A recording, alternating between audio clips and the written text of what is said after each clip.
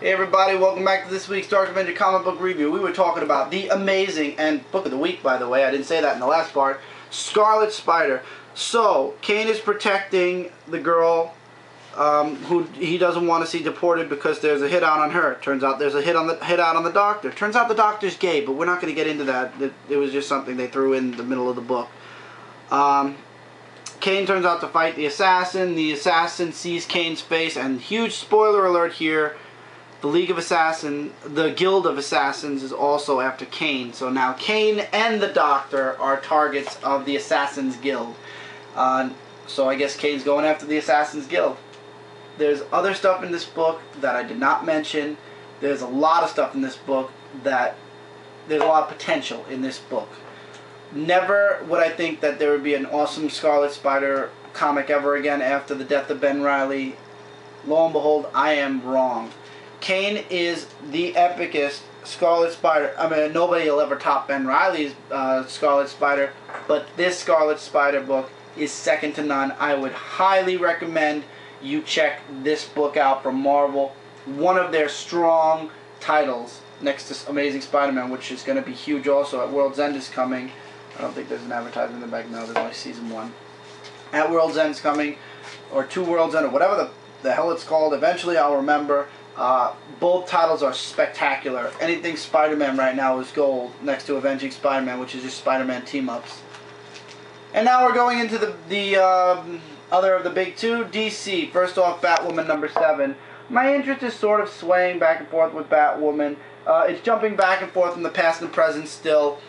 You get more on the background of the guy who's creating all these monsters and legends, and how Batwoman got involved, and all the technology that's involved that she gets from the company, and she's still looking for that one person. Really, the present does not really move that far forward as the past does. You learn more. It's more of a background, not a background, like the first, I'd say 8 pages are all present, and then it jumps directly into the past. And it sticks to the past for a while. Let's use this page. The artwork's okay also. I miss those beautiful Batwoman covers they were doing back between 1 through 5, I believe.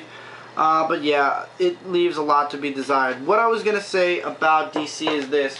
There are a couple of books that I found that as I'm going along, like reading my comic books to do my review, I'm starting to skim from DC and not actually read. Like when it comes to Marvel, I read from cover to cover before I'm confident enough to actually review the books. These books, I find that, not this book in particular, or maybe it is, but I find a lot of the DC comic books that I'm reading, I'm skimming. So I'm not going to drop any Batman books yet, because the Council of Owls is going to throw itself through every single Batman title and every single title that's related to Batman, including Batwoman, Batgirl, Nightwing, Birds of Prey. I have no idea if it's going through Suicide Squad, but basically every comic book, including All-Star Western, is going to be hit with the Council of Owls. So I'm going to buy every single Batman book, meaning I'm going to be getting another Catwoman, I'm going to be getting another All-Star Western from Michael, just the one that involves the Council of Owls. And after that month is where I'm going to be picking and choosing which stories, which titles I'm going to keep and which titles I'm going to drop. You guys will know because you just won't see them anymore. I'm not going to mention if I'm dropping them this time. It's going to be more of a complete surprise. But it's not much of a surprise when I have at least 20 or 30 Marvel books and only 1, 2, 3, 4, 5 DC books. It used to be the other way around. Now it's changed. So, Batwoman. Pretty good. Batgirl. Another one that's about Batgirl coping with what happened to her. Batgirl number 7, by the way. Show the cover. Batgirl is chasing after somebody in the very beginning of the book. You don't know who it is yet. Then they jump into the past. And Batgirl's complaining about being able to walk again, her mother coming back into her life. So basically she's a little messed up in the head right now. She's having problems. And there's a guest star, which is Black Canary. They have their moment, their little fight. Like, I don't know if it's training or something. Like, she's still training her legs because she had been paralyzed for so long that it takes more than 6 weeks to relearn everything that she's learned. And then she gets the case and you find out who the person is. It turns out it was a robbery. Batwoman got involved to save the day, of course. And then there's a spoiler towards the very end, and it turns out that one of the henchmen was, spoiler here, so you might want to skip this until the next book comes up. Okay, boom. One of the henchmen that she finds that was working with that guy actually was the person that was standing behind the Joker when he paralyzed her. To be continued.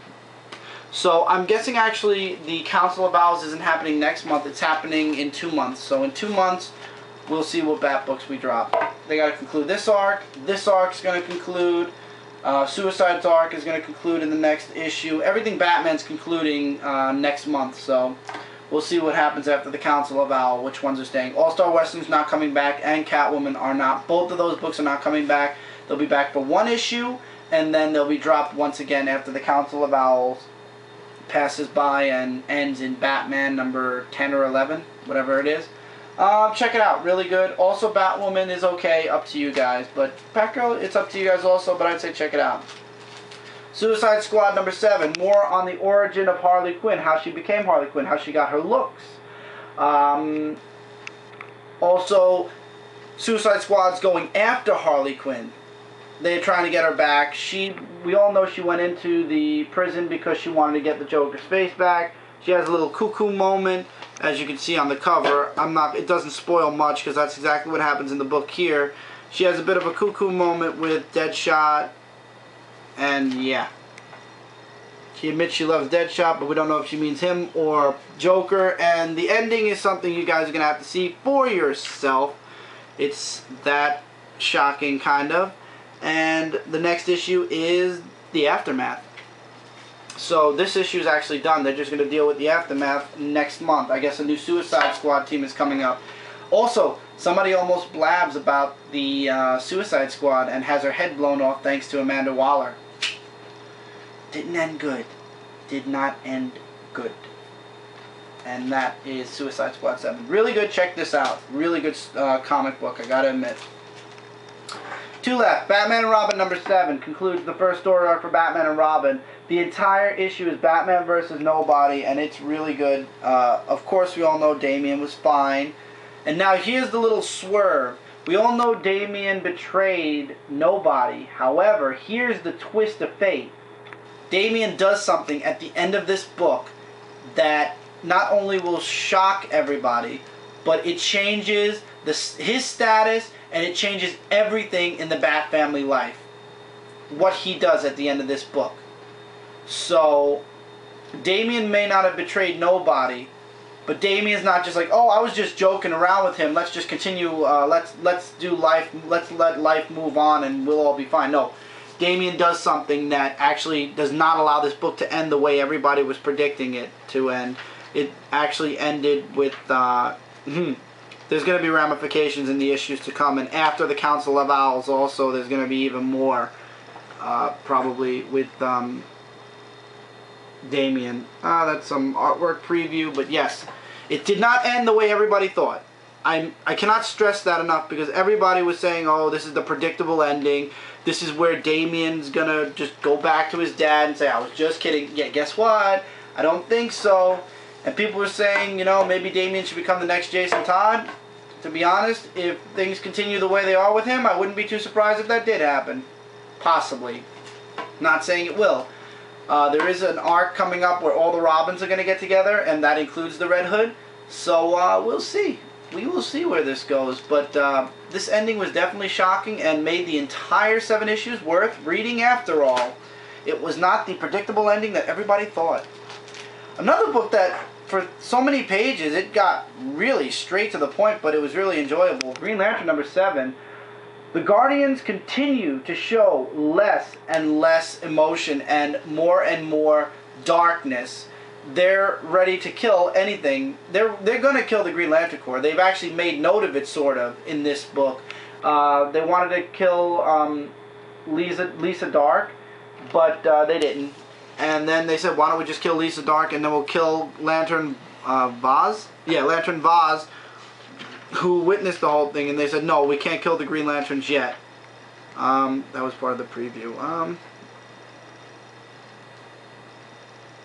wanted to show some Green Lantern action, but Carol puts on the Star Sapphire ring again, so she's still Star Sapphire. And the suit did not change, notice, at all, actually. No, the suit is identical to the way it was before, so it's kind of funny that her suit looks identical. So, the Indigo Tribe comes to Earth, shows up on Earth, and takes Sinestro away. Hal Jordan tries to save Sinestro. Of course, because Sinestro lost his, I'm guessing his power ring uncharged or decharged, so did Hal Jordan, and then Hal Jordan talks to Black Ham for a bit, and basically they're going to cleanse Sinestro, and he's possibly going to join the Indigo Tribe, and that's where it's to be continued. Next issue, Sinestro versus the Indigo Tribe. That's basically it, minus a little bit of dialogue here and there, for the most part, yeah. Green Lantern versus Sinestro. Sinestro says, we have to go to the Indigo Tribe. It has something to do with the Guardians. The Guardians are going to turn on everybody. Indigo Tribe shows up, takes Sinestro away. Hal Jordan goes with them. Carol Ferris puts on the Star Sapphire ring again. She doesn't know what the hell's going on, but everybody's gone by the time she gets out there. Black Hand and Hal Jordan have a talk. Sinestro is in chains, and the next issue involves the Indigo Tribe versus Sinestro. And the Guardians are evil, evil little imps that I hope when the main story finally happens, because this is all building up to something, guys. You gotta know it's building up to something with the Guardians. That's why in every single Green Lantern issue, there's at least one page that's dedicated to just the Guardians, or the Guardians dealing with something, because it's building up to something. And DC's not telling us yet. They're gonna let this brew for about a year, maybe a little bit longer, and then they're going to announce something as big as the War of the Green Lanterns or Blackest Night. Only it's not going to reach into its own miniseries. It's going to all happen within this book, Green Lantern the New Guardians, and Green Lantern Corps. Maybe even Red Lanterns. But it's going to be something that's contained within the series books. So, I'm looking forward to that, because I don't know what the Green Lanterns will do to the Guardians. If they kill the Guardians, they have nobody to lead them. Maybe the Guardians will somehow gain emotion. That'll help out a bit. But I'll tell you guys the truth, something has to be done about the Guardians, or else the Green Lantern Corps is in a lot of trouble. And we all know the Green Lantern Corps can't go out, so I can't wait to see those little imps get their butts handed to them. And that's it for this week. Hope you guys had a great week. A lot of reading this week. Green Lantern number 7, as I said, really good. Check it out. Batman and Robin number 7. This issue made, in my opinion, you don't have to agree with me, but this issue made the 6 issues worth reading to get to this point, because you don't know what's going to happen next now between Bruce and Damian. Suicide Squad 7 was pretty good. Check it out. More Harley Quinn background. Batgirl number 7 as well as Batwoman number 7 I leave up to you guys. They're 50-50. You know, I notice I'm dropping a lot more titles, because if I'm not really digging like deep into it, I'm just letting go. And that's DC. Marvel Scarlet Spider number 3 was awesome. Book of the week. Absolutely check this out. Carnage USA Part 4 or 5. Once again, awesome. I would highly recommend you be checking this miniseries out. And if you aren't, wait for the trade paperback. It'll be out in probably 2-3 months. Wolverine and the X-Men number 7. The next story arc ends. Some shocking moments here also. Something for the future, I guess. Everything's going towards Avengers vs. X-Men. Avengers 24 ended awesome, epically. Hopefully we won't see Norman Osborn in an Avenger book again. We'll see him in a Spidey book. Just 2 seconds. Avengers Assemble number 1, variant for Midtown Comics. Wish I got the other cover. It's okay. It's worth checking out. If you guys don't like the way the story's going in this, you don't have to continue it. I'd say check it out. It's a number 1. Why not? X-2321, series ended epically. Enough said. No words needed. Dark and Dark Wolverine, issue 22. One more to go. Issue went straight to the point, in my opinion. Incredible Hulk, number 6. You found out what Hulk had to pay, and he didn't pay it. And Bruce Banner versus Hulk, and the ending is something I doubt Bruce Banner can survive. We'll see. Captain America number 9, whole story arc ended with Carol finding a way to fix Cap. Up to you guys again. Hell Yeah number 1 is definitely something you should check out. I think it was a really good issue. Story has promise. Saga number 1, Manhattan Project number 1, and Peter Panzerfaust also, I heard.